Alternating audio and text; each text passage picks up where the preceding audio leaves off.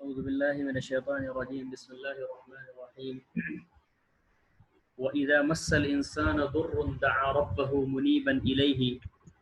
ثم إذا خوله نعمة منه نسي ما كان يدعو إليه من قبل وجعل لله أندادا ليضل عن سبيله قل تمتع بكفرك قليلا إنك من أصحاب النار أمن هو قانت آناء الليل ساجدا وقائما يحذر الآخرة ويرجو رحمة ربه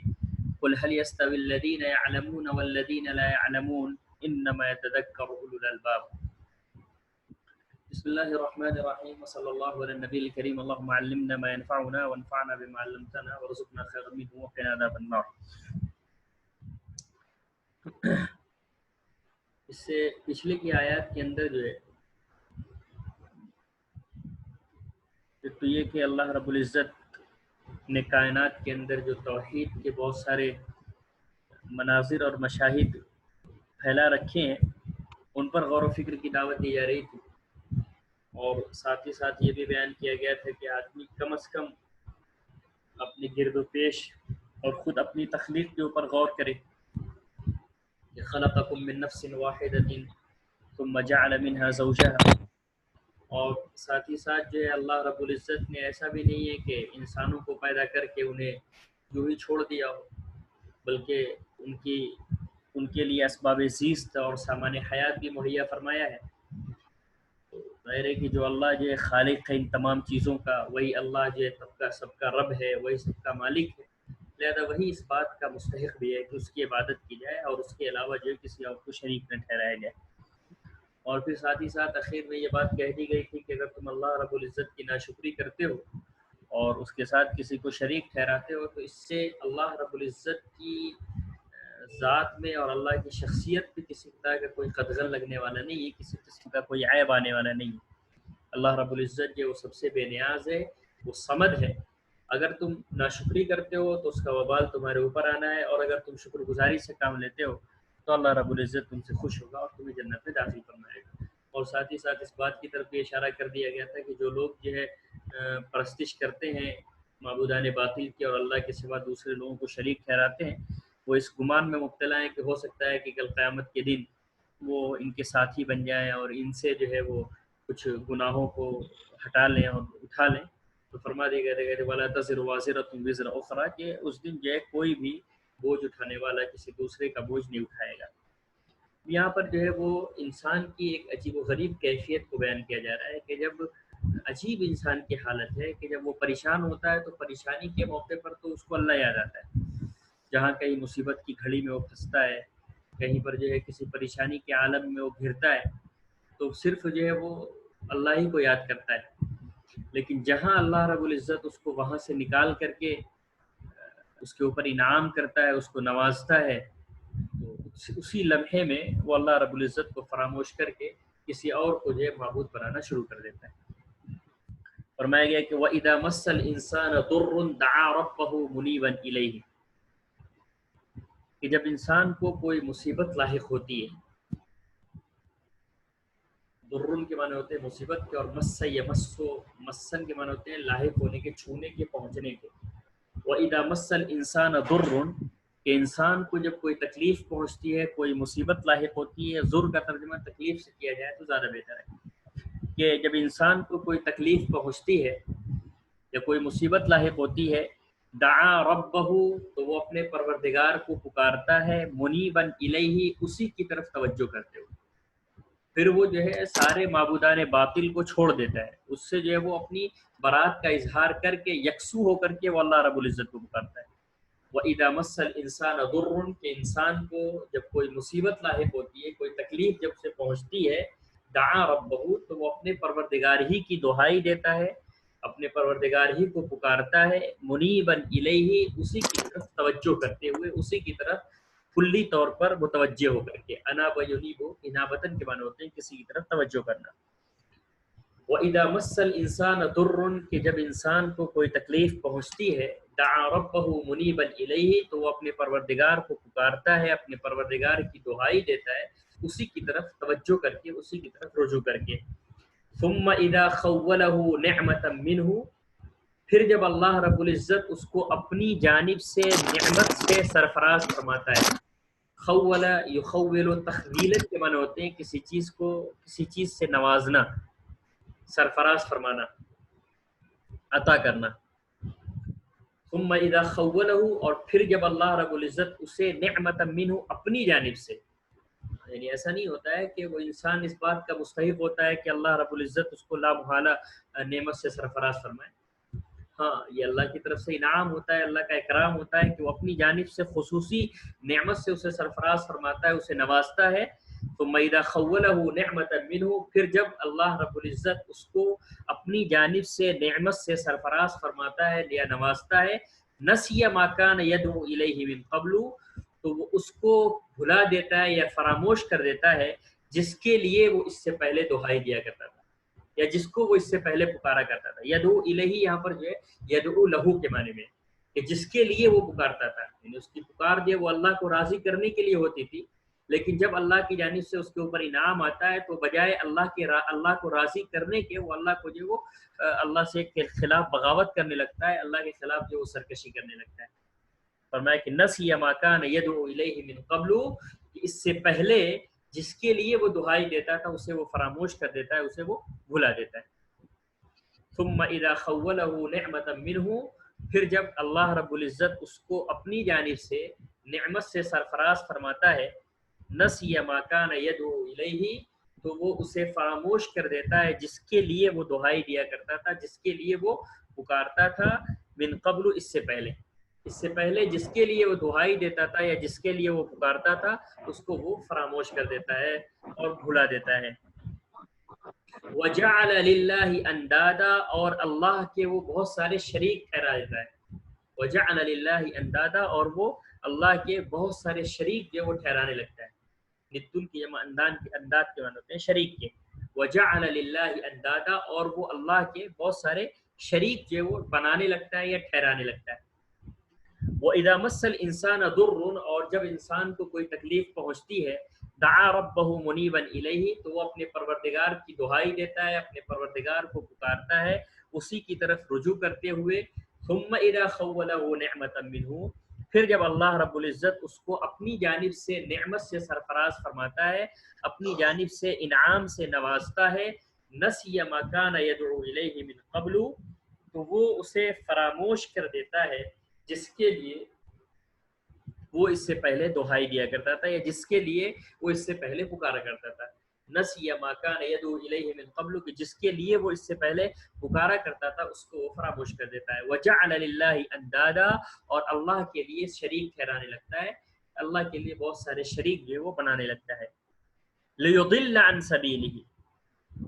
تاکہ وہ اسے اس کے راستے سے ہٹا دے. یعنی جو شریک وہ ٹھہراتا ہے یہ سب وہ کام کیوں کرتا ہے؟ لیضل عن سبیلہ، تاکہ وہ اسے اس کے راستے سے ہٹا دے.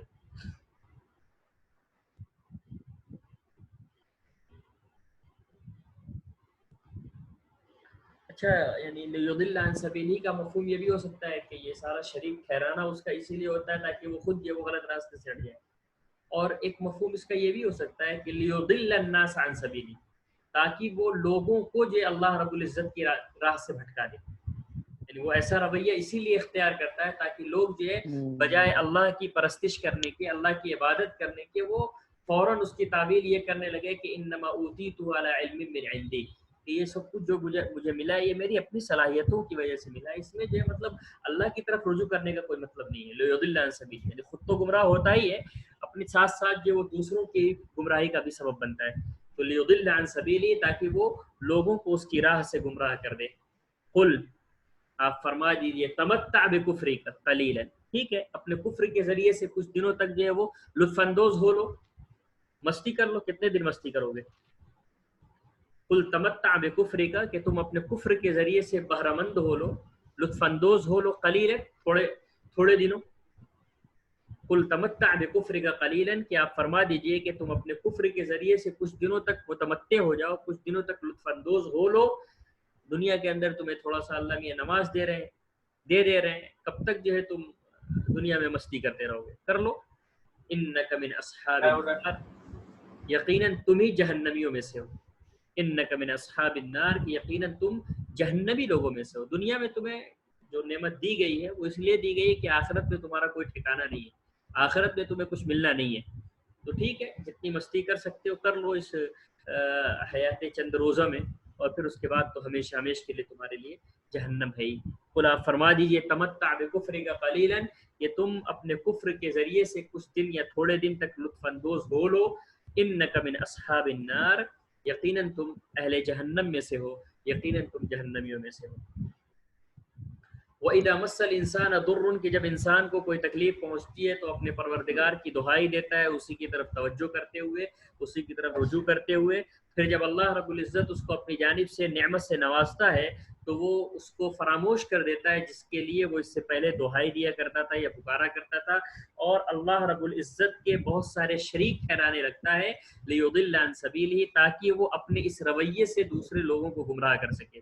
لِيُضِلَّ عَن سَبِيلِهِ, تاکہ وہ اپنے اس رویے سے دوسرے لوگوں کو گمراہ کر سکے. قل آپ فرما دیجئے تمتع بکفرک قلیلا, کہ تم اپنے کفر کے ذریعے سے تھوڑے دن تک لطف اندوز ہو لو, تھوڑے دن تک مستی کر لو. انک من اصحاب النار, یقیناً تم اہل جہنم میں سے ہو, یقیناً تم جہنمیوں میں سے ہو. ایک رویہ تو یہ اس کا ہے. ایک دوسرا رویہ اس شخص کا ہے جو کہ ہمیشہ جو ہے وہ اللہ رب العزت کے سامنے سر سجود رہتا ہے, ہمیشہ عاجزانہ طور پر اپنی راتوں کو آباد کرتا ہے, بیدار رکھتا ہے, کبھی بھی جو ہے وہ اللہ کی مخالفت نہیں کرتا, اللہ سے ڈرتا بھی رہتا ہے, اس سے پر امید بھی رہتا ہے. تو کیا وہ شخص جو ہمیشہ اللہ سے خائف ہو, اللہ سے لرزاں اور ترسا ہو, اور دوسرا وہ شخص جو اللہ رب العزت کی مخالفت کر رہا ہو, اللہ رب العزت کے خلاف بغاوت کر رہا ہو, کیا یہ دونوں برابر ہو سکتے ہیں؟ اگر یہ مان لیا جائے کہ دونوں برابر ہیں اور دونوں کے ساتھ اللہ رب العزت کا یکساں سلوک ہوگا, تو پھر تو اس کا مطلب یہ بن جائے گا کہ دنیا جو ہے وہ اندھیر نگری ہے. اللہ میاں کے یہاں جو ہے وہ خیر اور شر کے درمیان نعوذ باللہ کوئی تمیز کرنے کا یعنی کوئی سلیقہ نہیں ہے, یا پھر یہ کہ خیر اور شر کے درمیان تمیز کر کے کسی کو جو ہے اس کو اس کے اعتبار سے بدلہ دینے کا کوئی اختیار نہیں ہے. فرمایا کہ امن هو قانت آناء اللیل ساجدا وقائما, کیا وہ شخص جو قانتن, جو عاجزی کے ساتھ, قنت یقنت قنوتن کے معنی ہوتے ہیں کسی چیز کے اندر عاجزی اختیار کرنا, کھڑا ہونا. قانتن جو کہ عاجزی اختیار کرتا ہے, آناء اللیل, رات کے اوقات میں. پہلے ترجمہ سمجھ لیا جائے پھر اس کے بعد لکھا جائے تو زیادہ بہتر ہے. امن هو قانت آناء اللیل ساجدا وقائما, کہ کیا وہ شخص جو شب کے اوقات میں عاجزانہ طور پر ساجدن سجدے کی حالت میں, وقائما اور قیام کی حالت میں, یحذر الآخرۃ آخرت سے ڈرتے ہوئے, ویرجو رحمت ربہ اور اپنے پروردگار کی رحمت کی امید میں جو شخص جو اپنی رات گزارتا ہے, کیا وہ شخص اور جو اس کے خلاف ہے یہ دونوں برابر ہو سکتے ہیں؟ امن و قانتن, کہ کیا وہ شخص جو کہ عاجزی اختیار کرتا ہے یا جو عبادت کرتا ہے, چونکہ عاجزی کا لفظ یہاں پر بول کر کے عبادت کے مفہوم میں, تو امن و قانتن کہ کیا وہ شخص جو کہ عاجزی اختیار کرتا ہے یا عبادت کرتا ہے, آناء اللیل, شب کے اوقات میں. انیون کی جمع اناون اس سے پہلے بھی آ چکا ہے, مراد اس سے ہوتا ہے وقت کے. آناء اللیل, رات کے اوقات میں, شب کے اوقات میں, ساجدن سجدے کی حالت میں, وقائما اور قیام کی حالت میں. سجدے اور قیام کی حالت میں, شب کے اوقات میں, یحذر الآخرۃ, آخرت سے ڈرتے ہوئے. حذر یحذر مانے ہوتے ہیں ڈرنے کے اور احتیاط برتنے کے. یحذر الآخرۃ کہ وہ آخرت سے ڈرتا ہے, ویرجو رحمت ربہ اور اپنے پروردگار کی رحمت کی امید رکھتا ہے, اپنے پروردگار کی رحمت کا امیدوار ہوتا ہے. یہ ساجدن, قائمن, یحذر الآخرہ, یرجو رحمت ربہ, یہ سب کا سب جو ہے وہ حال ہے. اور قانتن جو ہے یہ ہوا کی خبر ہے, اور آناء اللیل جو یہ ظرف ہے. تو امن ہوا قانتن کی کیا وہ شخص جو کہ عبادت کرتا ہے یا جو کہ عاجزی اختیار کرتا ہے شب کے اوقات میں, ساجدن سجدے کی حالت میں, وقائمن اور قیام کی حالت میں, یحذر الآخرۃ آخرت سے ڈرتے ہوئے, ویرجو رحمت ربہ اور اپنے پروردگار کی رحمت کی امید کرتے ہوئے.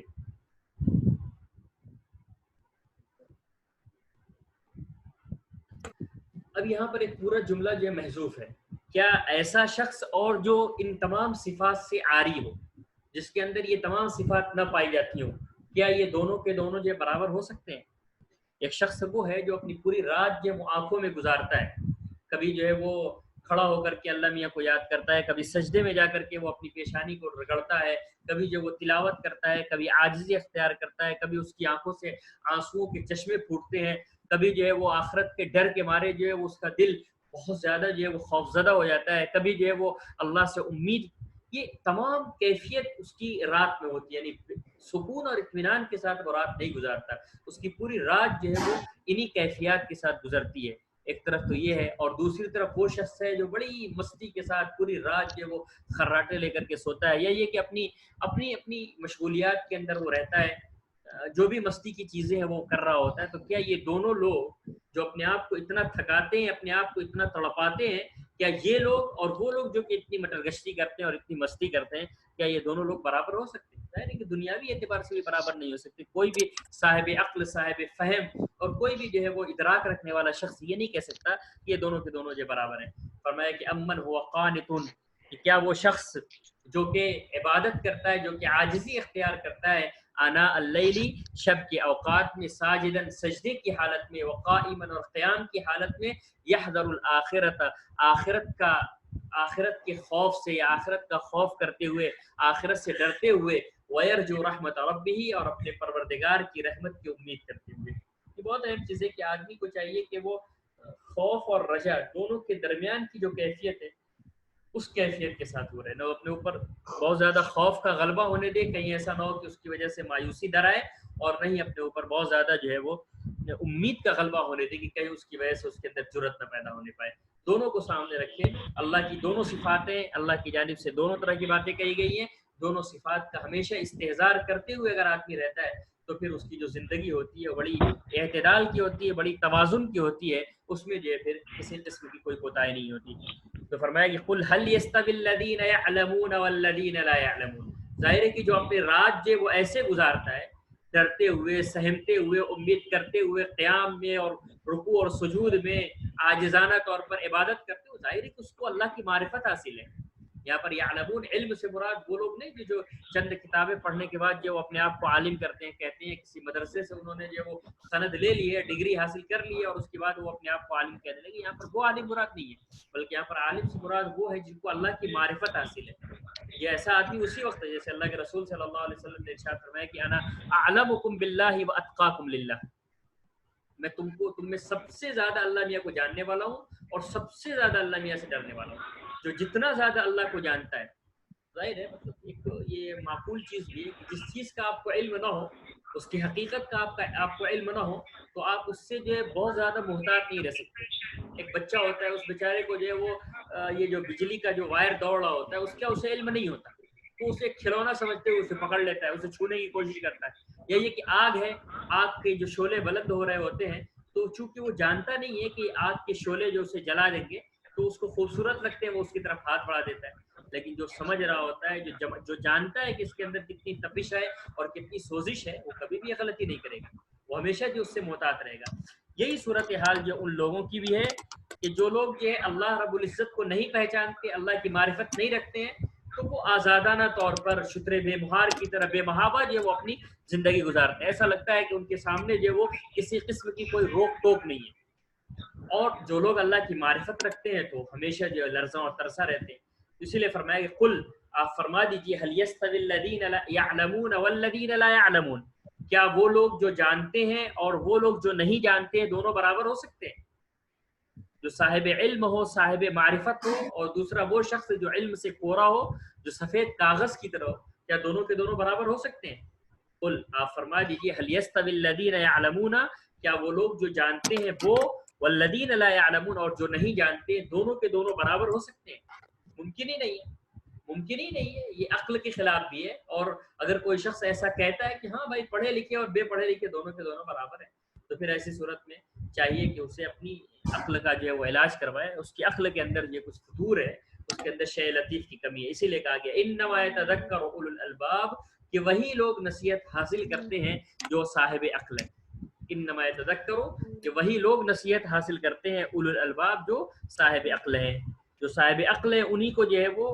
سمجھانے کو تو اللہ میاں جی ہر ایک کو سمجھا رہا ہے اور واضح نصیحت کر رہا ہے، لیکن ان نصیحتوں کے ذریعے سے انہی لوگوں کو فائدہ پہنچتا ہے جو کہ جو ہے وہ صاحب عقل ہیں۔ انما یتذکر اولو الالباب کے نصیحت انہی لوگوں کو حاصل ہوتی ہے، وہی لوگ نصیحت حاصل کرتے ہیں جو کہ جو ہے صاحب عقل ہیں، صاحب دانش ہیں، جن کے سامنے عقل ہے وہی جو ہے، جن کے پاس عقل ہے انہی کے اندر جو یہ صلاحیت ہوتی ہے کہ وہ نصیحت حاصل کر سکتے۔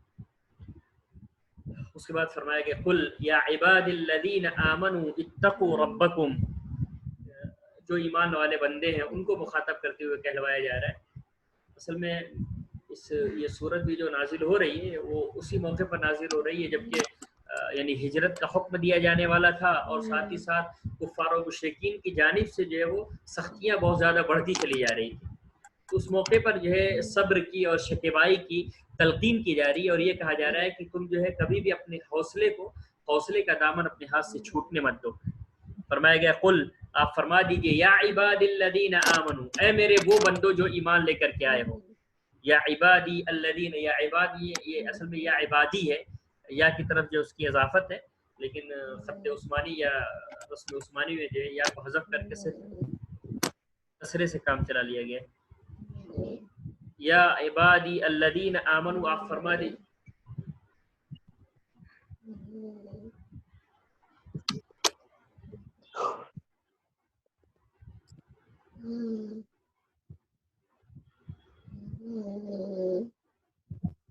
بھائی کیا بول رہا ہے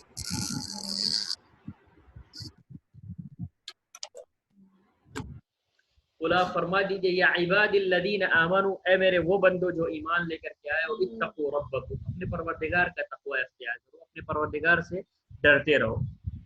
یعنی ایمان وہی معتبر ہے جس ایمان کے ساتھ ساتھ جو ہے تقوی بھی موجود ہے، یعنی ایمان جو ہے وہ اسی وقت کامل ہوتا ہے۔ جو آواز آ رہی بھائی تھوڑی دیر کے لیے اگر چاہے تو بند کرنے زیادہ بہتر ہے، خراٹے کی آواز یا کس چیز کی آواز؟ یا عباد الذین آمنوا، کہ اے میرے وہ بندو جو ایمان لے کر کے آئے ہو، اتقوا ربکم، تمہارا ایمان اسی وقت کامل ہوگا جبکہ تم اپنے پروردگار سے ڈرتے رہو گے۔ فرمایا کہ اتقوا ربکم، کہ تم اپنے پروردگار کا تقوی اختیار کرو، اپنے پروردگار سے ڈرتے رہو۔ للذین احسنوا الحسن، للذین احسنوا فی هذه الدنیا حسنۃ، اور ظاہر ہے کہ اس میں تمہیں اس بات کی پرواہ نہیں کرنی ہے کہ کون کیا کر رہا ہے۔ اگر لوگ غلط کام کر رہے ہیں تو آپ بھی کہیں کہ بھائی فلاں تو غلط کام کر رہا ہے لہذا میں بھی غلط کام کروں، تو یہ غلط ہو جائے گا۔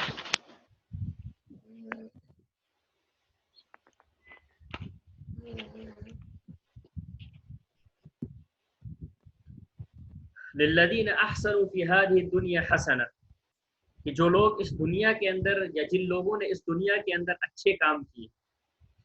احسن فی الشیء، احسن کے معنی ہوتے ہیں کوئی بھی کام اچھے انداز سے کرنا۔ للذین احسنوا فی هذه الدنیا، کہ جن لوگوں نے اس دنیا کے اندر اچھا کام کیا،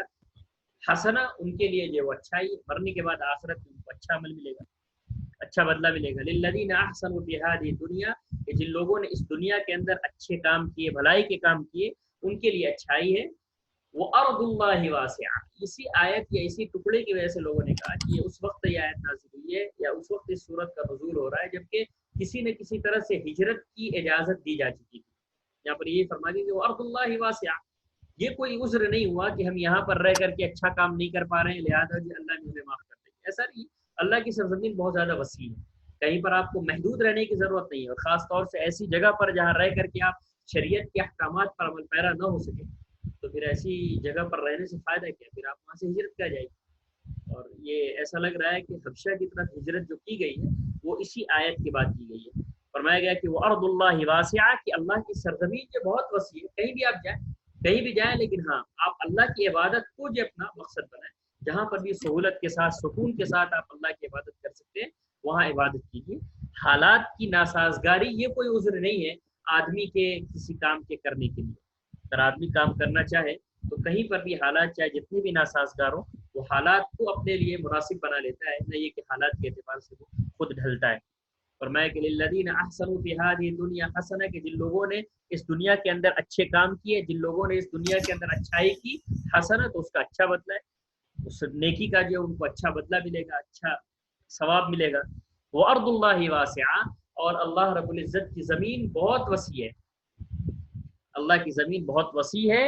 انما یوفی الصابرون اجرهم بغیر حساب، یقیناً ثابت قدم رہنے والوں کو ان کا بدلہ بغیر حساب کے دیا جائے گا.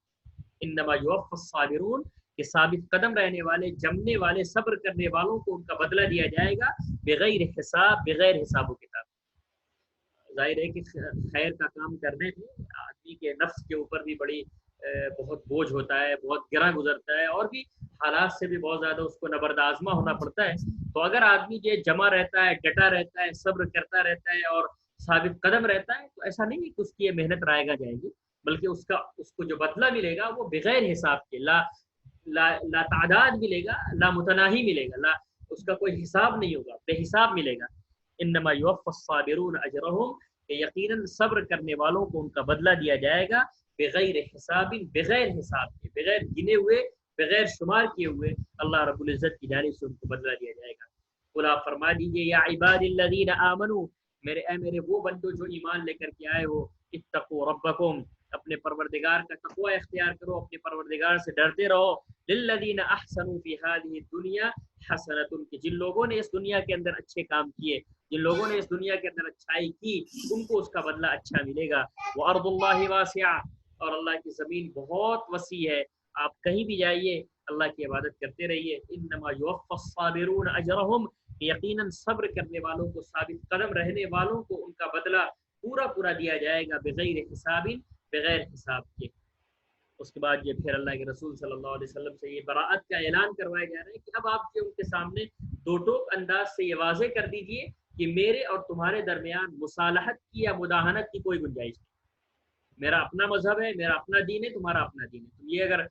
خوشگمانی میں مبتلا ہو سکتا ہے کہ میں تھوڑا سا جو ہے وہ نرم رویہ اختیار کر کے یا مداہنت کر کے یا مصالحت کر کے میں تمہاری بات قبول کر لوں گا یا میں تمہاری بات مان لوں گا، تو یہ تمہاری غلط فہمی ہے. یہ ایسا ہو ہی نہیں سکتا، کیونکہ جو نبی ہوتا ہے وہ دوسروں کو جس بات کی دعوت دینے والا ہوتا ہے اس پر سب سے پہلے خود ایمان لانے والا ہوتا ہے. فرمائے گا قل، آپ فرما دیجئے انی امرت ان اعبد اللہ مخلصا لہ الدین، کہ مجھے حکم دیا گیا ہے کہ میں اللہ رب العزت کی عبادت کروں اسی کے لیے دین کو خالص کرتے ہوئے. اور ہم نے عرض کیا تھا کہ دین کا لفظ جو ہے وہ اطاعت کے لیے بھی آتا ہے، کہ مجھے حکم یہی دیا گیا ہے کہ میں اللہ کی عبادت کروں اسی کے لیے، اطاعت کو خالص اسی کی اطاعت. اس کا مطلب یہ نکلا ہے کہ جیسے عبادت صرف اللہ کی ہونی ہے ویسے ہی اطاعت بھی صرف اللہ کی ہونی ہے. جس طرح سے عبادت میں کسی کی مشارکت یہ شرک ہے، اسی طرح سے اطاعت میں بھی اگر کوئی آدمی کسی کی مشارکت کرتا ہے تو وہ بھی شرک کے درجے میں، الا یہ کہ وہ اطاعت جو وہ دائرہ اسلام یا دائرہ شریعت کے اندر ہو، حدود شریعت کے اندر رہ کر کے اگر اطاعت کی جاتی ہے تو پھر تو وہ اطاعت جو قابل قبول ہے. اسی لیے جو اللہ کے رسول صلی اللہ علیہ وسلم نے ارشاد فرمایا کہ لا طاعت لمخلوق فی معصیت الخالق، کہ مخلوق کی کوئی طاعت اور کوئی فرما برداری کا مطلب ہی نہیں ہے اگر اس کی وجہ سے یا اس کے نتیجے میں خالق کی نافرمانی ہو رہی ہے. اگر مخلوق اور خالق کی اطاعت کے اندر اگر تضاد پایا جا رہا ہو، اگر ٹکراؤ ہو رہا ہو، تو پھر ایسی صورت میں خالق کی اطاعت کو اور اس کی فرما برداری کو ترجیح دی جائے گی، مخلوق کی فرما برداری کو جو الگ کیا جائے گا. اس سے بہت زبردست نقطہ نکلتا ہے کہ آدمی جس طرح سے عبادت کرتا ہے، عبادت میں اللہ کے ساتھ کسی کو شریک نہیں کرتا، اسی طرح سے اطاعت و فرما برداری بھی، گندگی بھی جو اس کی جو ہونی چاہیے وہ یعنی اللہ ہی کے لیے ہونی چاہیے، اللہ ہی کے سامنے ہونی چاہیے. یہ نہیں ہو رہا کہ کسی اور کی بات مانی جائے اور کسی اور کے بتائے ہوئے طریقے پر چلا جائے. فرمائے گا قل، آپ فرما دیجئے انی امرت ان اعبد اللہ مخلصا لہ الدین، کہ مجھے حکم دیا گیا ہے کہ میں اللہ کی عبادت کروں اسی کے لیے دین کو خالص کرتے ہوئے، یا اسی کے لیے اطاعت کو خالص کرتے ہوئے، خالص اسی کی اطاعت کرتے ہوئے یا خالص اسی کے لیے دین کو رکھتے ہوئے. وَأُمِرْتُ أَنْ أَكُونَ أَوَّلَ الْمُسْلِمِينَ، اور مجھے یہ بھی حکم دیا گیا ہے کہ میں سب سے پہلا مسلمان ہوں، سب سے پہلے سرف گندگی کرنے والا ہوں. دوسروں کو میں اسلام کی دعوت دوں، اور اسلام کا لفظ استعمال کیا گیا، اول المؤمنین نہیں کہا گیا، کیونکہ ایمان جو ہے وہ اندر جو دل کی کیفیات ہوتی ہے، اندرون کی جو چیز ہوتی ہے، اس کے لیے ایمان کا لفظ استعمال کیا جاتا ہے. اور اسلام جو ہوتا ہے وہ اعضاء و جوارح کے ذریعے سے جن چیز کا ظہور ہوتا ہے اس کے لیے اسلام کا لفظ استعمال ہوتا ہے. اور جس موقع پر یہ آیات نازل ہو رہی ہے گویا کہ اس وقت یہ بھی اعلان کروایا جا رہا ہے کہ اب آپ لوگ کھل کر کے جو اپنے ایمان کا اور اپنے اسلام کا اظہار کیجیے. اب جو ہے وہ ڈھک کر کے چھپ کر کے اور چپکے چپکے جو ہے وہ اپنی دعوت کو پیش کرنا یا اپنے دین پر عمل کرنا، اس کی کوئی ضرورت نہیں ہے۔ اب آپ جی علی الاعلان اپنے دین پر قائم رہیے، اسی لیے کہا گیا وہ امیر تو، خود اللہ کے رسول صلی اللہ علیہ وسلم کو حکم دیا گیا کہ سب سے پہلے آپ اپنے دین کا اعلان فرمائیے، سب سے پہلے آپ جو اس بات کو ظاہر کیجئے کہ آپ جو ہے ان کے مذہب سے اور ان کے دین سے الگ ہیں۔ فرمایا وہ امرت، اور مجھے حکم دیا گیا ہے لین اکون اول المسلمین، کہ میں سب سے پہلا اسلام لانے والا ہوں، سب سے پہلے جو میں سر افگندگی کرنے والا اور سب سے پہلے اپنے ایمان کا اظہار کرنے والا بنوں۔ وہ امرت لین اکون قل انی امرت ان اعبد اللہ مخلصا لہ الدین، آپ فرما دیجئے کہ مجھے یہ حکم دیا گیا ہے کہ میں اللہ رب العزت کی عبادت کروں، اسی کے لیے دین کو خالص کرتے ہوئے یا خالص اسی کی اطاعت کرتے ہوئے۔ وَأُمِرْتُ لِأَنْ أَكُونَ أَوَّلَ الْمُسْلِمِينَ، اور اسی طرح سے مجھے یہ بھی حکم ملا ہے کہ میں سب سے پہلا مسلمان ہوں، میں سب سے پہلے اس بات کا اظہار کروں کہ میں اسلام لے کر کے آنے والا ہوں۔ میں جو ہے اپنے اسلام کے اندر کسی بھی طرح کے اخفا کو یا کسی بھی طرح کی پوشیدگی کو جو ہے وہ روا نہ رکھوں۔ اور پھر یہ بھی فرمایا گیا قل، آپ فرما دیجئے انی اخاف ان عصیت ربی عذاب یوم عظیم۔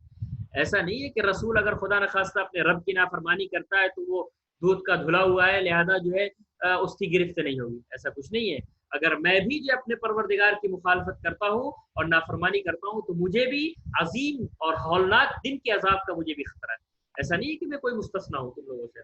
نبی بھی جو ہوتا ہے ٹھیک ہے، اس کے ساتھ کچھ خصوصی جو ہے وہ شکلیں ہوتی ہیں، لیکن عمومی طور پر شریعت کے جتنے احکامات ہوتے ہیں ان تمام احکامات میں نبی بھی دیگر اور اللہ کے بندوں یا اپنی امت کے طریقے سے جو وہ بھی اس میں شامل ہوتا ہے، اس میں شریک ہوتا ہے۔ فرمائے گا قل، آپ فرما دیجئے انی اخاف ان عصیت ربی عذاب یوم عظیم، کہ اگر میں اپنے پروردگار کی نافرمانی کروں، ان عصیت ربی، کہ اگر میں اپنے پروردگار کی نافرمانی کروں تو میں ہولناک دن کے عذاب سے ڈرتا ہوں۔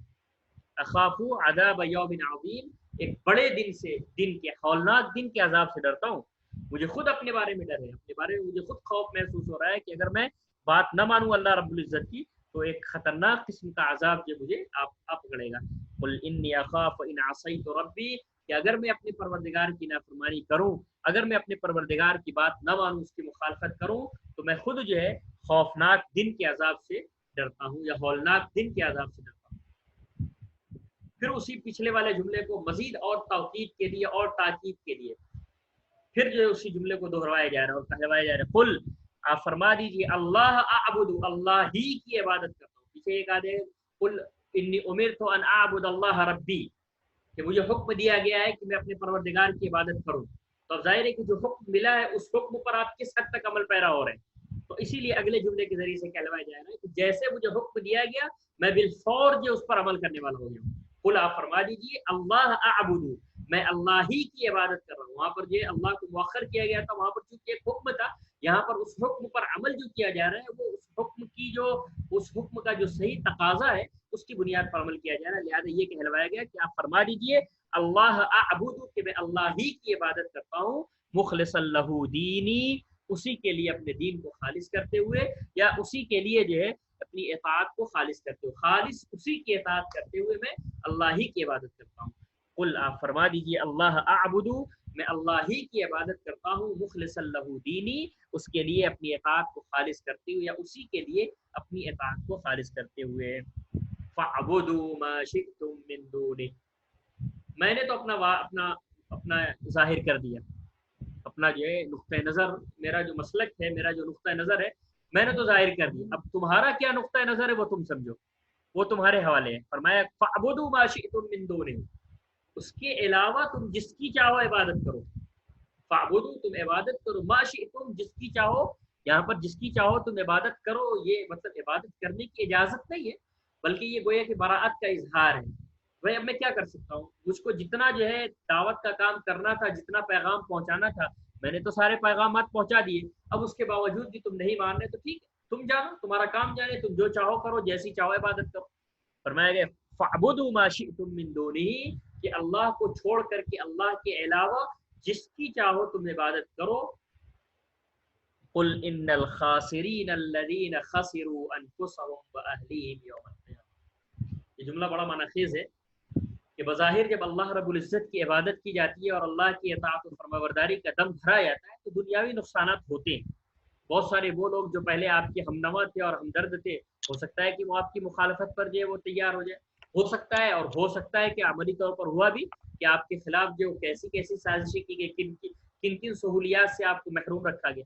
تو اگر آپ کا نقصان دنیاوی اعتبار سے ہوتا ہے تو یہ نقصان کوئی بڑا نقصان نہیں ہے، بلکہ اصل نقصان تو وہ ہے جو کہ آخرت کا ہے، اور آخرت کا بھی نقصان وہ کہ آدمی خود بھی اپنے آپ کو خسارے میں ڈال دے اور اپنے اہل خانہ کو بھی خسارے میں ڈال دے، یعنی خود بھی صحیح راہ پر نہ چلے اور اپنے گھر والوں کو بھی صحیح راہ پر چلنے کی تلقین نہ کرے، خود بھی جو ہے وہ جہنم کا ایندھن بنے اور اپنے اہل خانہ کو بھی جہنم کے گڑھے میں ڈالے، اس سے بڑا نقصان اور اس سے بڑا خسارہ کیا ہو سکتا ہے؟ فرمایا کہ قل آپ فرما دیجئے ان الخاسرین الذین خسروا انفسهم، کہ یقیناً جو ہے اصل خسارے والے یا اصل نقصان اٹھانے والے وہ لوگ ہیں الذین خسروا انفسهم واہلیہم، جنہوں نے اپنے آپ کو نقصان میں ڈالا یا اپنا خسارہ کیا اور اپنے اہل خانہ کا خسارہ کیا، جنہوں نے اپنے کو نقصان میں ڈالا اور اپنے اہل خانہ کو نقصان میں ڈالا، کب؟ یوم القیامت، بے قیامت شک کے وہ دن۔ لوگ یقیناً اصلی نقصان اٹھانے والے، اصل خسارے میں پڑنے والے وہ لوگ ہیں، ان الخاسرین، یقیناً اصل خسارے میں مبتلا ہونے والے یا خسارے میں پڑنے والے وہ لوگ ہیں الذین خسروا انفسهم واہلیہم، جنہوں نے اپنے آپ کو اور اپنے اہل خانے کو خسارے میں ڈال دیا یوم القیامت، قیامت کے دن۔ دنیا کا خسارہ کوئی خسارہ نہیں ہے، دنیاوی زندگی کا نقصان جو ہے وہ تو چند روزہ زندگی ہے اور اس کا نقصان بھی چند روزہ ہے، اور اس نقصان کی بھرپائی ہو جائے گی۔ آج آنکھ بند ہو گئی، کتنے دن آدمی کو جو ہے وہ دنیا میں رہنا ہے؟ 40 سال، 50 سال، 60 سال، اس کے بعد تو پھر اس کو جو ہے وہ مرنا ہی مرنا ہے۔ تو فرمایا کہ آپ فرما دیجئے ان الخاسرین الذین خسروا انفسهم، آپ فرما دیجئے کہ یقیناً اصل خسارے میں پڑنے والے، نقصان اٹھانے والے وہ لوگ ہیں الذین خسروا انفسهم، جنہوں نے اپنے آپ کو نقصان میں ڈالا، وہ اہلیہم، اور اپنے اہل خانہ کو نقصان میں ڈالا یوم القیامت، کل قیامت کے دن، یا جو خود نقصان میں پڑے اور اپنے اہل خانہ کو جنہوں نے نقصان میں ڈالا یوم القیامت، قیامت کے دن، وہی اصل یہ وہ خسارے میں ڈالنے والے، وہی اصل نقصان اٹھانے والے ہیں۔ الا ذلک هو الخسران المبین، سن لو وہی کھلا ہوا نقصان ہے، الا سن لو ذالک هو الخسران المبین، یہی جو ہے وہ کھلا ہوا نقصان ہے، اصل نقصان اور کھلا ہوا نقصان یہی ہے۔ لہم من فوقہم ظلل من النار ومن تحتہم ظلل، فرمایا گیا کہ ان کے لیے ان کے اوپر سے آگ کے پردے ہوں گے اور ان کے نیچے سے بھی اسی طرح کے پردے ہوں گے۔ ذلت کے ظلل کے معنی اصلا ہوتے ہیں صائبان کے، کہ اوپر، یعنی وہ جہنم میں ایسے ہوں گے جو پچھلے سورہ اعراف کے اندر کہا گیا کہ لہم من فوق، کہ وہ غواشم من نار، اور اس طرح کی جو باتیں کہی گئی کہ آگ کے پردے بھی ہوں گے اور آگ کے اوڑھنے بھی ہوں گے، اوڑھنا اور بچھونا دونوں ہوگا۔ تو فرمایا کہ لہم من فوقہم ظلل من النار، کہ ان کے لیے ان کے اوپر آگ کے پردے ہوں گے اور ان کے نیچے بھی اسی طرح کے پردے ہوں گے۔ ذالک یخوف اللہ بہ عبادہ، یہی وہ چیز ہے جس سے اللہ رب العزت اپنے بندوں کو ڈراتا ہے۔ ذالک، یہی وہ چیز ہے یخوف اللہ بہ عبادہ، جس کے ذریعے سے اللہ اپنے بندوں